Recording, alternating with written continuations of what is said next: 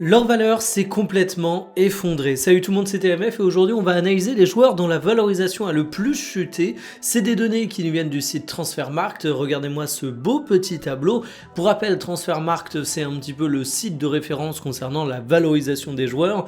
On a même eu pas mal d'histoires avec des clubs ou des agents qui se basaient là-dessus. On avait même eu, et ça c'était peut-être l'élément le plus comique, le fait que la DNCG se basait sur la valorisation de Transfermarkt de certains joueurs pour juger de la crédibilité des budgets qui leur étaient présentés lorsqu'il y avait notamment des estimations de joueurs. Bref, tout ça pour vous dire que les estimations Transfermarkt, on peut les critiquer. Parfois, personnellement, je suis pas toujours d'accord avec ces dernières, mais en général, on peut quand même dire que ça nous donne une bonne idée du marché des joueurs. Sur ce tableau, on a la baisse des joueurs qui a été faite depuis le 1er juillet 2025. C'est une sorte de bilan de mi-saison. Parfois, on a évidemment des décotes que j'aurais tendance à qualifier de mécaniques qui sont liées à l'âge. C'est pas dur de comprendre qu'un joueur de 20 ans vaut plus qu'un joueur de 35 ans, ne serait-ce que parce que le joueur de 20 ans, quand tu achètes cette valeur sur le marché, tu sais que tu pourras la revendre parce que s'il a 5 ans de contrat, dans 4 ans, il aura 24 ans et tu auras encore des clubs pour mettre beaucoup dessus, alors que si tu achètes un joueur de 35 ans, évidemment, il sera ensuite en fin de carrière, tu pourras pas faire de plus-value à la revente. Mais il y a également des baisses qui s'expliquent par des contre-performances et dans la catégorie des contre-performances, vous le verrez, il y a des sous-catégories, les blessures, les mauvais matchs, les contextes qui sont parfois un peu compliqués, qui donnent finalement tout l'intérêt de cette vidéo et tout le sel de cette analyse. Alors à noter que sur ce fameux tableau, ce fameux classement, je voulais présenter avec la décote brute, en gros tout en haut, c'est les joueurs qui ont perdu le plus de valeur absolue, bonjour Rodri, et sur certains autres joueurs, on a moins de décotes dans valeur absolue, mais on a des plus grosses pertes de pourcentage. Estupiñán par exemple perd 53% de sa valeur. On est sur des grosses valorisations, vu qu'ici c'est classé par décote brute. La vidéo va pas consister à dérouler bêtement et simplement la liste des joueurs qui ont eu une décote. J'ai fait une petite sélection avec des éléments que je jugeais intéressants, parce que parfois ils sont dans le même club, parce que parfois ils montrent des choses intéressantes sur le marché, ou parce que parfois la décote est justement entre gros guillemets inintéressante, mais en soi c'est ce qui la rend intéressante. Donc ne soyez pas scandalisés si un joueur est dans le tableau et qu'il n'est pas présent dans la vidéo. Je vous propose tout de suite qu'on se lance là-dedans. Bienvenue pour cette nouvelle vidéo Talk My Football.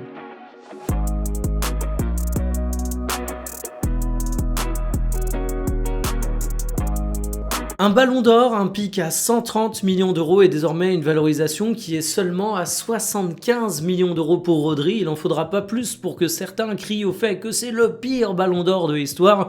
Mais vous savez quoi? En fait, la baisse de valorisation de Rodri, c'est sans doute une de celles où le joueur n'y peut le plus rien.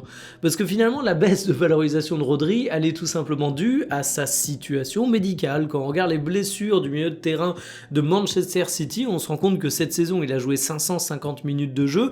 La saison précédente, c'était 340 minutes de jeu. Alors évidemment, quand tu passes plus d'un an sans jouer, ta valeur marchande, elle chute. Mais finalement, c'est pas lié à la capacité du joueur à produire de bons matchs.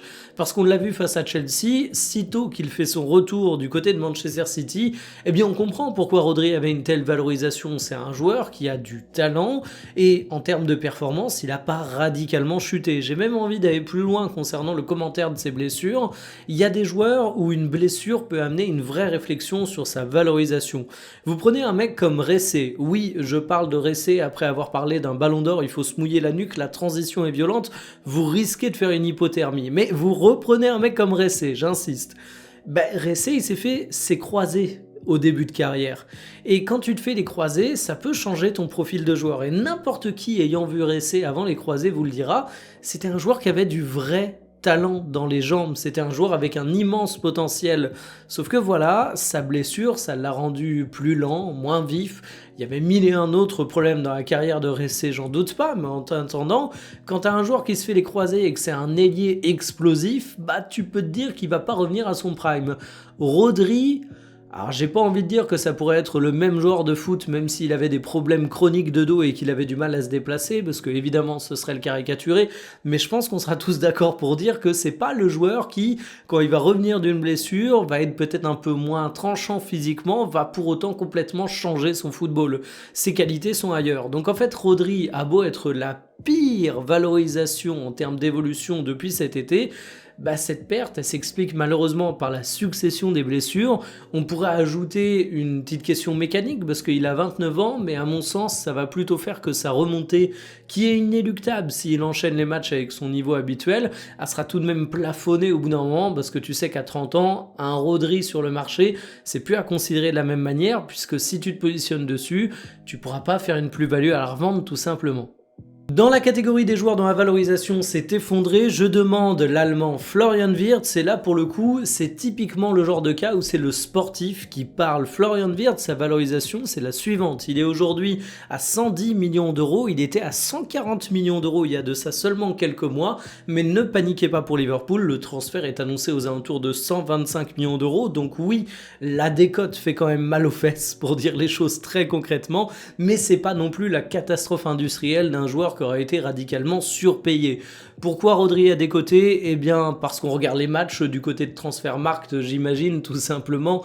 Rodri, c'est un joueur qui était exceptionnel du côté de Leverkusen, c'était le joyau de Xabi Alonso, c'était le cœur de l'équipe, c'était un joueur qui en plus pouvait être valorisé très haut parce que c'était pas l'homme d'une saison. C'était Florian Wirtz, un mec qui avait enchaîné des saisons de haut niveau, qui avait prouvé qu'il était même capable de trouver sa place au sein de la sélection allemande, donc il était considéré comme un prospect, certes, mais pas une valeur spéculative sur le marché des joueurs, plutôt un gars sûr où tu sais que normalement va y avoir du rendement footballistique. Le problème c'est que depuis qu'il est arrivé à Liverpool, bah, il est nettement moins tranchant. On voit qu'il y a un temps d'adaptation à l'équipe qui a beau apprécier ses qualités de mec qui se donne sur le terrain, parce qu'à Liverpool il faut courir, il faut presser, et ça Florian Wirtz est capable de le faire, bah tu te rends compte qu'en termes d'automatisme, c'est clairement pas Leverkusen pour lui, tu te rends compte qu'en termes de réussite statistique, bah il n'y a pas autant de buts, il n'y a pas autant de passes décisives, donc bien évidemment, bah c'est un joueur qui a été évalué très très haut et qui aujourd'hui se prend un petit peu le mur de la réalité.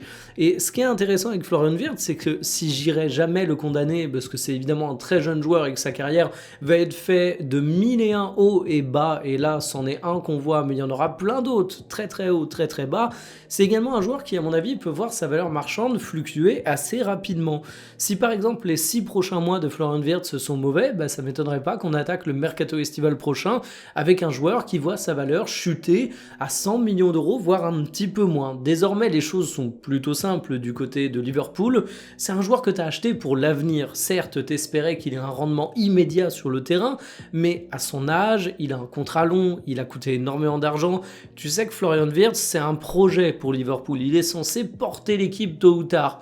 Bon, bah, au bout d'un moment, tu te rends compte que ça met un petit peu de temps à venir, va falloir insister avec le joueur, et autant j'imagine une décote qui peut se produire extrêmement rapidement, autant c'est également le genre d'élément où il suffit de 6 bons mois, il suffit d'une période de prime où il enchaîne les buts comme les perles pour que bah, finalement il recrève le plafond côté valorisation.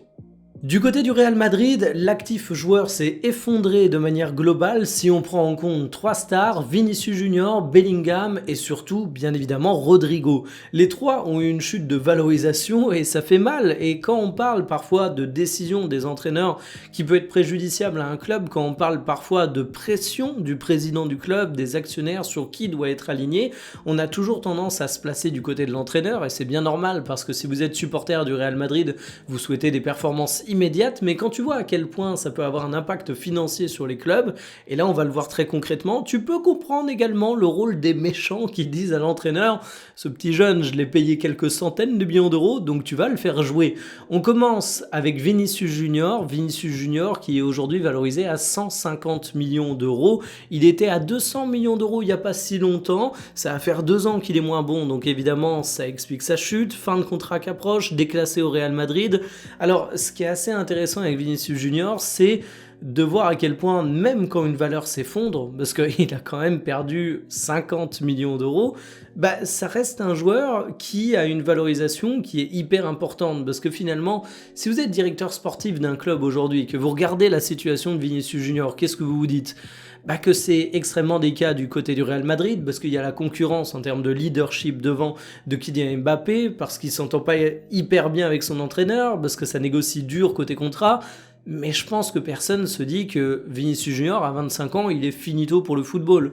J'avais fait une vidéo il y a de ça quelques temps pour dire que je craignais que son prime était passé, mais quand bien même le prime de Vinicius Junior serait passé, ça en resterait pas moins un excellent joueur de foot. Et aujourd'hui, tu veux un mec aussi performant que Vinicius Junior, bah t'en as très peu. Donc il garde une valorisation hyper élevée, mais si le Real Madrid n'arrive pas à le prolonger, bah, tu as conscience du fait que oui, au fur et à mesure que les mois passent, la valorisation de Vinicius abaisse et ça se sentira peut-être au moment de conclure une vente. Du côté de Bellingham, la situation est un petit peu différente. Lui aussi, il a une décote, elle est plus légère comme vous pouvez le voir. Il est passé de, on va dire, 180 millions d'euros à 160 millions d'euros, mais il faut avoir conscience que malgré ça, il reste la quatrième valorisation mondiale. En fait, Bellingham, il est arrivé au Real Madrid, il a fait une saison XXL où il a mis tout le monde d'accord à un poste qui était même pas le sien, et depuis, il est un petit peu rentré dans le rang. Alors, c'est pas grave de rentrer dans le rang, mais ce qui est intéressant, c'est que moi, j'ai du mal aussi à voir la correction de valorisation de Bellingham comme quelque chose qui est pas lié à son poste également. Bellingham, au moment où il atteint son prime de valeur, 200 millions d'euros, il est le numéro 9 du Real Madrid. Alors, c'est pas un vrai numéro 9 au sens premier du terme, il avait un rôle qui était hybride, mais en attendant, c'était un joueur qui plantait beaucoup de pions, et c'était un joueur qui évoluait en tant que pur offensif. Et les offensifs, sur le marché des transferts, vous n'avez qu'à discuter avec des directeurs sportifs de clubs de Ligue 1 qui galèrent à trouver un bon numéro 9, c'est évidemment ce qui coûte le plus cher. Donc Bellingham est un peu rentré dans le rang, c'est un peu moins la star prépondérante du Real Madrid, même situation que Vinicius Junior, et en plus il est passé d'un profil qu'on considérait comme un vrai offensif à un milieu de terrain désormais, ce qui a toujours été, Bellingham, ça a toujours été un mec qui était capable de jouer à la fois très offensif mais qui était aussi un vrai milieu. Il suffit de voir ce qu'il faisait en Championship pour comprendre que résumer Bellingham à un numéro 9, c'est vraiment avoir des œillères et se concentrer seulement sur sa première saison au Real Madrid, mais en attendant, bah c'est un joueur qui revient à quelque chose d'un peu plus rationnel, je pense, parce que le Real Madrid, t'avais aussi ce côté, à un moment, il suffisait que tu fasses 4 matchs au Real Madrid pour que ta valorisation soit à des plafonds extrêmement élevés. Donc en plus, Bellingham, il avait tout ce qu'il fallait, c'était un joueur anglais, enfin ça y est toujours, c'est un joueur anglais, il a 22 ans, il est extrêmement jeune, il est super polyvalent, il a prouvé dans des contextes différents. Il avait tout pour valoir cher, il vaut encore cher, fin de l'histoire. Le vrai événement du côté du Real Madrid, bah, c'est la valorisation de Rodrigo. En fait, on dirait une courbe d'action d'Ubisoft sur les 5 dernières années, et aller voir le cours de bourse d'Ubisoft sur ces 5 dernières années, c'est dramatique, je crois que c'est passé de 80 € à 6 €. Bon, mais Rodrigo, c'est un petit peu la même chose pour le Real Madrid. En fait, Rodrigo, il paie le fait de ne pas avoir du tout joué au début de saison avec Xabi Alonso. Donc oui, il est passé de 100 millions d'euros pardon, à 60 millions d'euros, 33% de baisse. Mais en fait, il jouait quasiment pas au départ, et finalement, il avait même des rumeurs de départ au cours du mercato estival, et c'est assez drôle de voir qu'aujourd'hui, Rodrigo, il est valorisé à 60 millions d'euros, et que cet été, on parlait de montants qui étaient bien supérieurs. Alors à mon goût, ça reste une sous-valorisation. Quand je vous disais que j'étais pas toujours d'accord avec les valorisations de Transfermarkt, je vois pas un monde où Rodrigo il part pour seulement 60 millions d'euros. Ou alors, s'il y a vraiment moyen d'arracher Rodrigo au Real Madrid pour 60 millions d'euros, j'ai envie de dire, faut y aller matin, midi et soir, parce que 60 millions d'euros, c'est évidemment une somme énorme, mais des clubs qui sont capables de poser ça, il y en a beaucoup dans le monde, et franchement, ce serait une bonne affaire. Aujourd'hui, Rodrigo joue un petit peu plus, mais ça va être intéressant de voir son avenir, parce que finalement, lui aussi, c'est un très jeune joueur, il a 25 ans, lui aussi, il va connaître des hauts et des bas dans sa carrière, mais c'est l'exemple type d'une valorisation qui est due à un contexte où, quand t'as trop de stars dans ton équipe, c'est compliqué de faire jouer tout le monde, et quand tu fais pas jouer tout le monde, tu crées des situations complexes. On pense souvent à ça en termes de rivalité, de concurrence qui peut rendre des joueurs moins bons, mais ça a un impact financier direct sur ton équipe, et en fait, quand tu poses énormément de thunes sur ton mercato estival, tu te dis que tu vas augmenter ton actif joueur, pour parler un peu vulgairement, mais en fait, des fois, tu vas tellement dévaloriser des joueurs qui vont perdre en temps de jeu, comme c'est le cas avec Rodrigo, que c'est pas toujours l'affaire du siècle. Et là, on a des exemples assez parlants avec le Real Madrid. Foden, c'est un petit peu le champion du krach boursier.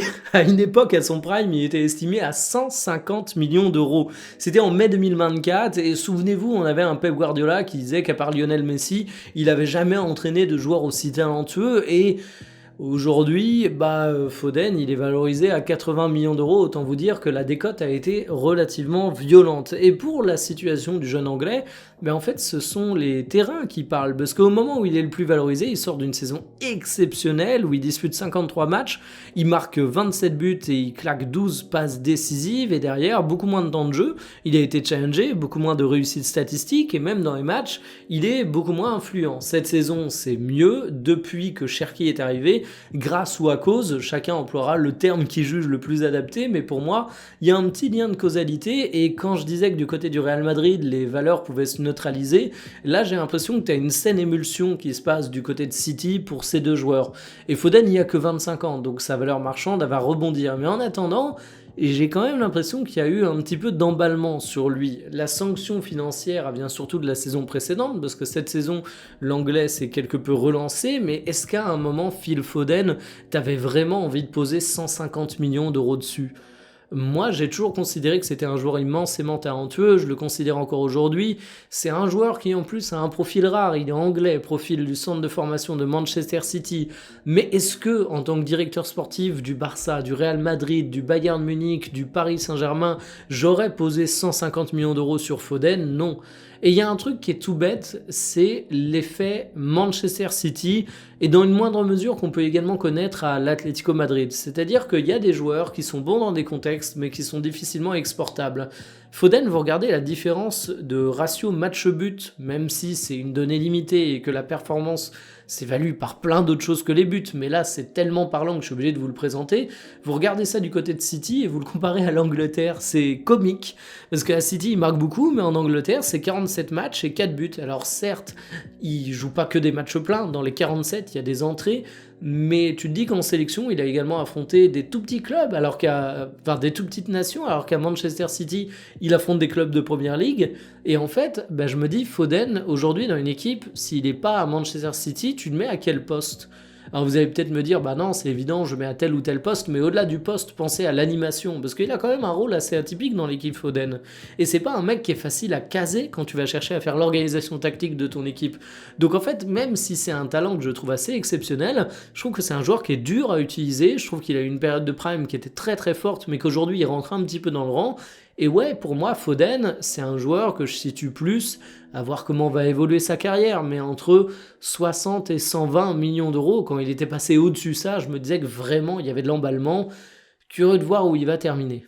De 90 millions d'euros en 2024 à seulement 40 millions d'euros, voilà la triste évolution de la valorisation marchande de Gavi. Ce bon vieux Gavi a été un des symboles du FC Barcelone, et désormais, quand tu penses aux très jeunes talents du côté du Barça, c'est plus forcément Gavi qui te vient immédiatement en tête. T'as Pedri qui a fait son retour de blessure et qui aujourd'hui est quasiment vu comme un produit de la Masia, alors que évidemment je suis au courant avant donc que vous me corrigiez. Il n'est pas formé à la Masia, Pedri, mais ça fait partie de ces très jeunes joueurs espagnols qui ont vraiment décollé du côté du Barça. Donc tu as tendance limite à avoir cette confusion chez beaucoup de gens. Tu vas avoir du Yamal qui est le joueur prépondérant et tu oublies un peu Gavi.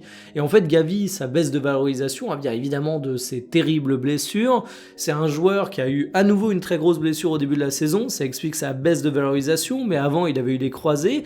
Et je lui souhaite de devenir le nouveau Pedri dans le sens où il se remette de ses blessures, parce qu'aujourd'hui, ça a été compliqué. Même entre ces deux blessures, en fait, il a un petit peu moins joué, il a été concurrencé, et aujourd'hui au milieu de terrain du Barça, tu vas avoir du Dani Olmo, tu vas avoir du De Jong, tu vas avoir du Pedri, tu vas avoir du Fermin Lopez. Donc en fait, c'est pas si facile que ça de briller au Barça quand t'es milieu de terrain. Il faut réussir à te faire une place dans une concurrence féroce. Et je me demande de quoi va être fait l'avenir de Gavi. 40 millions d'euros, c'est peut-être une opportunité de marché à saisir, mais le Barça n'a pas l'air sur le point de le laisser partir. Il a été prolongé au début de l'année 2025 jusqu'en 2030, donc il a un contrat particulièrement long. Mais pour occuper quelle place du côté du FC Barcelone? Est-ce qu'il va rebriller au niveau qu'on voyait dans le passé? Bah honnêtement, j'ai pas la réponse, mais je trouve la question hyper intéressante. Mohamed Salah ne vaut plus un clou. Alors évidemment j'exagère parce qu'il vaut tout de même 30 millions d'euros sur le marché des transferts, mais si on revient seulement quelques mois auparavant, il en valait 55 millions d'euros. C'est une décote majeure qui s'explique déjà par un effet mécanique évident. C'est un joueur de 34 ans et dans ces âges-là, à partir du moment où tu prends une année, ta valeur marchande va prendre un énorme coup. Vous regardez des mecs comme Cristiano Ronaldo et Lionel Messi, ils ont des salaires de fous furieux, mais là où ça se joue, c'est plus forcément sur des questions de montant de transfert, parce que tu sais que tu vas pas avoir de plus-value à la revente. En fait, Mohamed Salah, c'est un joueur qui a cette contrainte mécanique, mais qui aussi connaît une vraie mauvaise saison. Il faut pas présenter les choses de manière différente. Il y a un contexte de crise à Liverpool, il en est la victime, mais aussi un des principaux alimenteurs, j'ai envie de dire, ce mot n'existe pas, mais vous voyez ce que je veux dire. C'est également parce qu'il n'est pas assez performant que Liverpool n'arrive pas à avoir de bons résultats. Et en fait, si tu prends le facteur âge et si tu prends le facteur contre-performance de la part de Mohamed Salah, ben évidemment, ça t'amène une chute violente de la valorisation. On sait que c'est extrêmement tendu avec Liverpool, où le joueur a déclaré qu'il avait l'impression qu'on essayait de le faire passer pour le bouc émissaire des mauvaises performances de son équipe, où il se sentait même trahi par la manière dont il était managé par Arne Slot, et du coup il y avait pas mal de rumeurs sur est-ce que Liverpool va évacuer ou pas le joueur. Et ce qui est intéressant à travers la chute de valorisation de Mohamed Salah, c'est que, je vais dire un truc qui va en choquer pas mal, mais je me demande même si à 30 millions d'euros, c'est pas un joueur qui va rapidement être survalorisé. Alors vous allez me dire, un talent comme Salah, même extrêmement âgé, ça vaut plus de 30 millions d'euros. Sur le papier, je suis d'accord avec vous, mais il y a un truc qui est intéressant, c'est que la valorisation d'un joueur, elle se fait également au regard de son montant de salaire. Quand un club se demande si c'est intéressant d'acheter le contrat d'un joueur pour le faire signer chez lui, il va regarder évidemment le montant de transfert qu'exige le club vendeur, mais pour voir si l'opération financière est intéressante, il faut également voir le salaire du joueur. D'ailleurs, assez intéressant là-dessus, le Paris Saint-Germain, en recrutant beaucoup plus jeunes au cours de ces dernières années, s'est retrouvé à recruter des joueurs pour des sommes qui sont très importantes. Vous prenez un João Neves, c'est évidemment pas donné, c'est pas tous les clubs qui peuvent se positionner là-dessus, mais vu qu'ils ont été recrutés de très jeunes joueurs, ben souvent ils avaient à proposer en face des salaires moins importants. Et pour en revenir à Mohamed Salah, ben l'Égyptien, il palpe quand même bien du côté de Liverpool, pour dire les choses très franchement. Et si ça continue à être une impasse du côté de Liverpool, si tu te rends compte qu'il revient de sa CAN en étant vraiment nul, qu'il y a des tensions toujours plus grandes, qu'il y a un divorce qui est acté, du côté de Liverpool, tu vas vouloir l'évacuer pour économiser son énorme salaire, mais est-ce que pour économiser son énorme salaire, tu serais pas prêt à accepter de le brader un petit peu en termes de valeur brute du joueur ? Peut-être que non, peut-être que Salah en plus va revenir et va absolument tout cartonner du côté de Liverpool. C'est un joueur qui a un talent immense, c'est un joueur générationnel, c'est une légende de la Première Ligue, donc évidemment il faut pas l'enterrer aussitôt, mais ça vous montre en fait, et c'est pour ça que je voulais prendre ce dernier exemple, que la valorisation d'un joueur elle peut s'évaluer à travers plusieurs choses, et autant parfois je trouve que Transfermarkt va surévaluer un petit peu des joueurs, parce que finalement le marché peut devenir fou et qu'ils en ont peut-être conscience, autant il y a des joueurs où je me dis c'est la juste évaluation, mais le contexte fait que tu peux te retrouver avec un scénario où il est cédé pour beaucoup moins de ça. On a vu notamment des transferts du côté de la Saudi Pro League où les clubs n'avaient pas des montants de transfert majeurs, mais où ils évacuaient des épines dans le pied et les joueurs étaient bien contents de partir là-bas parce qu'ils avaient un énorme salaire, donc ils faisaient également pression sur le club vendeur. Terminé pour ce point économique sur les plus grosses décotes, évidemment j'en ai sauté quelques-uns, mais pour des raisons X ou Y, d'affinité avec les joueurs, avec les clubs ou de situations que je trouvais plus intéressantes, comme je vous l'ai dit en introduction, j'ai fait ma petite sélection personnelle, j'espère que ça vous aura plu, s'il y a des joueurs qui ont eu une décote majeure et dont vous avez envie de parler, n'hésitez pas à me le dire en commentaire, et puis il y a aussi l'inverse, les joueurs qui ont le plus gagné en valorisation au cours des derniers mois, si c'est un format qui peut vous intéresser, n'hésitez pas à me le dire, ça peut être l'occasion également de revenir un peu plus sur les performances sportives qui ont expliqué ce gain en valorisation, et ça peut être l'occasion de parler dans une vidéo de beaucoup de clubs et de beaucoup de joueurs. Sur ce, moi je vous dis à demain pour une prochaine, kiffez bien, salut.